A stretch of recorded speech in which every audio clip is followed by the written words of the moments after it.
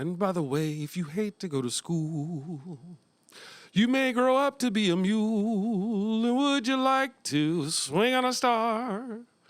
Everybody, carry moonbeams home in a jar and be better off than you are. Woo woo. Or would you rather be a fish? A fish is an animal who swims in a brook. He can't write his name or read a book. To fool the humans is his only thought. And though he's slippery, he still gets caught. And by the way, if that's the sort of life you wish, you might grow up to be a fish. And all the monkeys ain't in the zoo. And every day you meet quite a few. So you see, it's all up to you. You could be better than you are.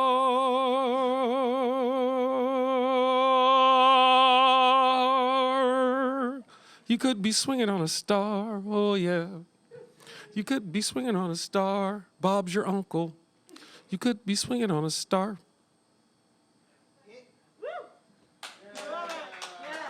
Thank you. Thank you. That's not my actual voice. I actually talk like this. Welcome to the comedy show. What's the old joke? Mickey and Minnie are getting a divorce. And the judge says, Mickey, you can't divorce your wife because she's dumb. I didn't say she was dumb, Your Honor. I said she was fucking goofy.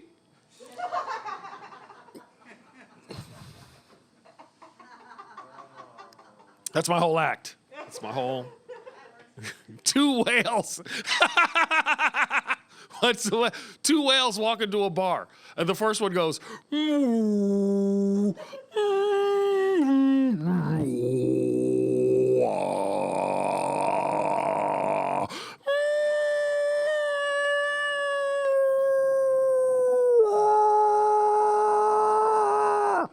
the second whale goes, man, Frank, you're really fucked up.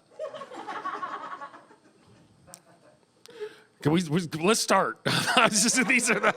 Yeah, we're rolling. I've been on TV for my Yaz flute. All right, hello, and welcome to the Shelterfest. My name is Ngaio Bealum, Ngaio. Ngaio was his name. Oh, they told me to try to keep it somewhat clean, so I'm going to do my best. Because I also have children. Well, I used to have children. Now I have young adults. But when they were kids, oh my God, they were so cute and adorable. When my daughter was 3, she had problems with her C's and her T's, right? You know how kids have that problem sometimes, right? Hey, you want some pancakes? Pantates, yay! Right? And she could hear it, but she couldn't say it because I would mess with her. Sometimes I'd be like, hey, I'm going to Tosto. You want to go? And she'd be like, Dad, it's not Tosto. It's Tosto. Right? And all her teachers were on my case. They're like, hey, you want to try to fix that? I'm like, why? It's fucking hilarious. Right? She's 3. That shit's cute. Like, if she's 35 and a high-powered lawyer, we'll see you in tort. Then you find a specialist. But till then, pantates for everybody. My kids were awesome. I never had any problems when they were little. One problem, they will wake up early, crazy, ridiculous, stupid, early, like 6 o'clock in the morning. Right? I don't get up at 6 in the morning. I think I know 2 people other than my children who will wake up at 6 in the morning. And this is how I know them. I bump into them on my way home. You understand? It was serious. We had to have a talk. I was like, hey, look, Daddy works in a nightclub at night. And a lot of times he wants to have a drink or 2, might want to smoke a joint or 3 in the parking lot after the show with people he just met.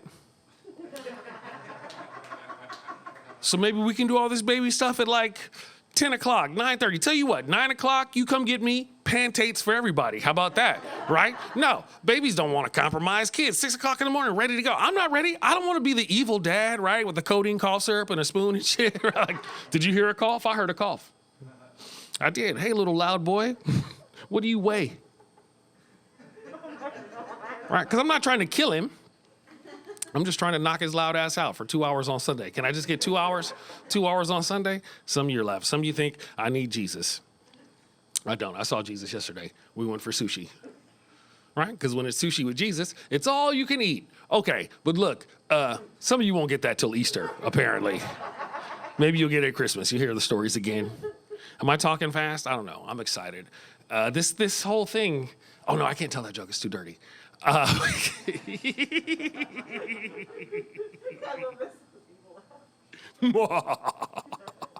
Cleanish jokes. I'm a giant nerd. By the way, you probably can't tell to look at me. Trust me, huge nerd. President of the founder and president of the Dungeons and Dragons Club at my high school back in the 80s when that wasn't really a thing. But I had to accept it. I had a nerd epiphany one time, right? Which is not to be confused with a nerdgasm. You know the nerdgasm? Remember when you used to go to the movies, right? Maybe you go see the Avengers and they show the Black Panther trailer and somebody would go, oh! That's how nerds get excited. But this was a nerd epiphany. This is what happened. I was doing the New York Times crossword puzzle in ink, get on my level, right?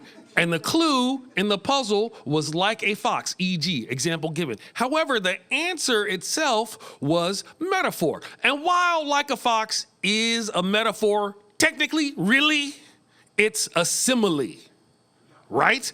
Because it uses like or as. So I sat down to write a letter. Right, dear sirs, I must take exception to your crossword puzzle of June 25th. And then I realized I should just try to be more comfortable around girls because I'm not 85 years old writing a letter to the Crossword Times people, but that's what nerds do. Nerds love to catch other nerds on technical shit. That's our whole thing, right? Like I used to be in a rap group and we put out an album one time and I had a verse on there. It said, I taught a lot of lessons to MCs who test their luck. Grammatically correct, I'm not the one with which to fuck. And it's like that, right? And that's some pretty cold-blooded nerd type shit to say to somebody, right? So the album came out. A week later, I got an email. Dear sir, to be grammatically correct, you're not the one with whom to fuck. Damn it! Right? And I wanted to be artistic license, sir. But I had to be all well played. That's how it goes. That's what nerds do. That's why Star Trek has a Heisenberg compensator. I see some of you are confused. I'll break it down. The atomic physicist Heisenberg postulates that while you may know exactly how many atoms are in any given object, like a microphone or a microphone stand or a delicious chocolate comedian, you cannot pinpoint their exact location because they're very, very small and they move very, very fast. So by the time you figure out where it is already somewhere else. It's part, not all, please don't write me a letter, it's part of the Heisenberg uncertainty principle. And if you accept that, then teleporters don't work. Right? You can take them apart, but you can't put them back together. More tests. So some nerd clearly figured that out right away and wrote a letter, right? Dear sirs, I must take exception to your use of the teleporter as a primary transportation device. Perhaps you are unfamiliar with the Heisenberg uncertainty principle, which states in part, et cetera, et cetera, et cetera. Your friend Jeff. Jeff, clearly forgetting that Star Trek is chock full of nerds, right? It's for nerds, by nerds. It's like Sideways Fubu. It's like Finbin or whatever. So they wrote him back right away, like, dear sir, perhaps you missed the 6th episode of the 3rd season where we introduced a Heisenberg compensator, which allows us to compensate for any uncertainties we may encounter. Good luck meeting girls. Everyone here at Star Trek. That's actually a myth. I don't know if I can get away with this joke, but we'll try it. We're going to tell it anyway. You can always edit it out and send me the clip. The myth is that nerds are bad at sex or bad at relationships. That is not true. Nerds, and I say this with love and respect, nerds are filthy little dirty animals. They will, oh my God, you ever read fan fiction? Everybody's fucking everybody. There's hentai, there's tentacles, it's all kind of crazy shit. That's all I'm saying. We'll just keep it at that. Also, they like to wear costumes. All right? You be Wonder Woman, I'll be Django. Django. Can't keep the D silent. It's loud. Loud D. Do y'all know what I'm talking about? Have you? Okay. Some of you are like, I got a costume in the car just in case. You never know. Just be ready. It's like being a Boy Scout or whatever. I'm trying to remember the rest of my act. It's been a minute since I've told some jokes on stage, so this is nice, even with 5 people in the room. I've played smaller shows. And get on my level. I'm trying to think of what other clean jokes I have. But I have 2 albums out. One's called Weed and Sex. The other one is called Weedier and Sexier, which the 3rd album will then be Weediest and Sexiest, of course. And then after that, I'll probably be old, so it'll probably be like, just let me look at it.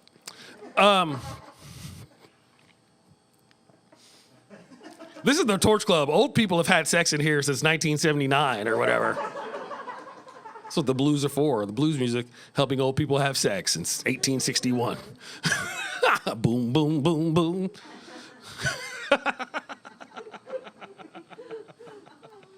That's funny to me.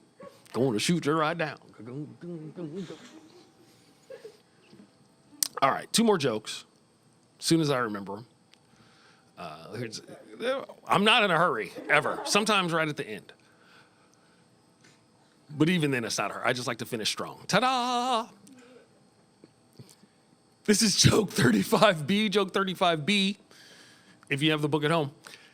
83-year-old man is walking through the woods. He sees a frog. The frog says, if you give me a kiss, I'll turn into a 19-year-old princess. You can live in my castle. I'll take care of your every desire. So the man takes the frog and he puts it in his pocket and he keeps walking through the woods. After a while, the frog says, hey, aren't you going to give me a kiss? And the man says, to tell you the truth, at this age, I would rather have a talking frog. Right? You don't have to take your talking frog to the Tekashi 69 concert. I don't even know how to pronounce his name. I should have said Young Thug. I don't know any of the. I know Cardi B. I know Megan Thee Stallion. That's all I know. No, really, I was gonna have a hot girl summer. This pandemic ruined the whole thing. You guys don't listen to much female empowered rap music here at the Torch Club. I'm just saying, certified freak. 7 days a week. All right, 2 more jokes. As soon as they occur to me. I'm a good eater. I've been trying to eat healthy. It's hard. It's hard. I know you're probably sitting at your Shelterfest shelter, eating delicious, locally sourced restaurant food from the local restaurant. Support the locals, everybody. Good choices. Make good choices. It's hard. It's hard to eat healthy. This is Americans. Americans aren't healthy eaters, right? We live on the cutting edge. Excuse me. That's a weed cough, by the way, don't? It's either weed or wildfires. Don't worry about it. I'm wearing a mask and a condom. I don't know anybody here. Americans lead the league in designing newer and healthier ways to eat like shit. That's what we do. Oh, you like Doritos and you like tacos? Right. Well, guess what? How about a Dorito taco, fucker? Get it in.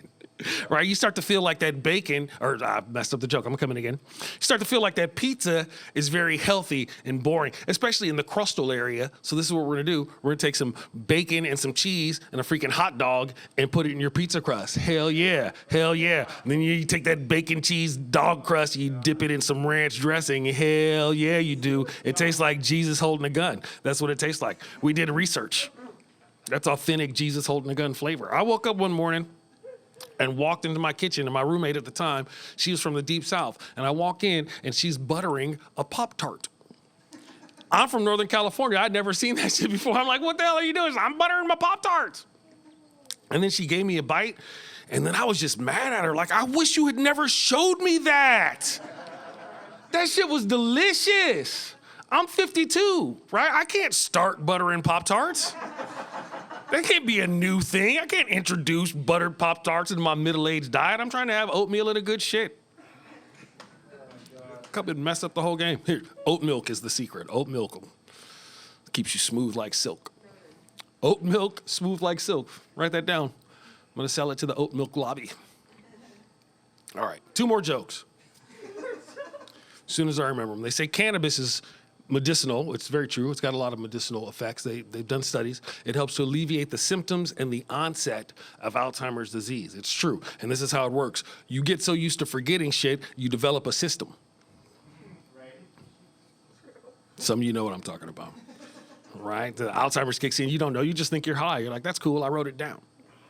Where's my notebook? Hey, what's your name? Find my notebook. All right. 1 more joke. All right. We'll keep it. Okay, we'll do this one. I have a father. Well, I used to have a father. He passed away, which happens to almost everybody. But we're trying to lift your spirits. Death, death, death, death, death. No one gets out alive. Sorry, I'll come in again. I had a dad, and you know, when you're a kid, your dad is the smartest man in the world, right? You think your dad's a freaking genius. My dad would just lie. he would just lie to me. He lied to me about all kind of ridiculous shit. I'm just like a little kid, right? Hey, daddy, dad, hey, dad, why are fire engines red? Well, son, you know, fire engines are red because newspapers are red too. And 2 + 2 is 4, and 4 × 3 is 12. And there are 12 inches in a ruler. And Queen Mary was a ruler. And Queen Mary was also an ocean liner. An ocean liner sails in the sea. And there are fish in the sea, and fish have fins. Now, the Finns fought the Russians. And Russians used to be called Reds, and fire engines are always Russian. So that's why fire engines are red. And that's it for me. Thanks a lot, everybody. My name's Ngaio Bealum. Enjoy your Shelterfest. You can edit out all the sweat, right? I love it.